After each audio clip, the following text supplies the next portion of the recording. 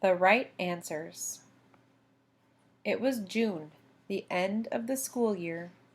Luke was worried because there were so many tests. The teachers wanted to see how much the students knew. The problem was that Luke was new. He just moved to this school 2 months ago. He wanted high grades, but he was confused. What will he do? He worked very hard at home. He turned off the cartoons on TV. He sat on a stool at his desk in his room. He read all of his notes. Science was his hardest class. For science class, he read about Minnesota animals like a goose, a moose, a raccoon, and a loon. He also read about parts of plants, like the leaves, flowers, and roots. They also learned about the moon. But how will he remember everything for the test? The test will be here soon, and he can't remember everything. Luke stayed up very late. The next day he felt very tired. Science was the last class of the day. At noon, he read his notes again in the lunchroom. Then Jade sat next to him. "Hey, dude, what are you doing?" she asked. "It's lunchtime." Luke chewed a bite of his stew. Then he set the spoon down with a sad face. "Oh, hi, Jade," he said. "I am studying for science. I am so worried about the test." Jade smiled. "Don't worry, it's cool," she said with a wink. Luke was more confused. "It's not cool. I will never remember everything."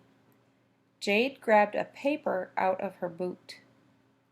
"I asked Sam about the test," Jade said. "He took it this morning. He told me all the answers. I wrote them on this paper. I will keep the paper in my boot where the teacher can't see it. Then, after she gives me the test, I will take out the paper and write all the answers. You can scoot your desk close to mine. Then you can see them too." Luke did not know what to do. He did not want to break the rules, but he wanted to pass the test. His mom and dad will be so happy if he gets an A. He already worked so hard. It was okay to get a little extra help from friends on the test, right? He just wanted the right answers. "Okay," Luke said. "I like your plan. The test is soon, but now I do not have to study. Let's talk about movies." After lunch, Jade and Luke went to the science room. Ms. Bloom asked everyone to put away their notes. Then she passed out the test. After Ms. Bloom sat back down by her computer, Jade got the answer paper from her boot. Then Luke picked up his desk and quietly scooted it closer to Jade. They both smiled and started to copy from the answer paper. They flew through the test and were the first students done. Jade handed in her paper. Luke waited, then turned in his. He was happy to be finished, but he felt a little bad. When the bell rang, Miss Bloom asked Luke to stay and talk to her.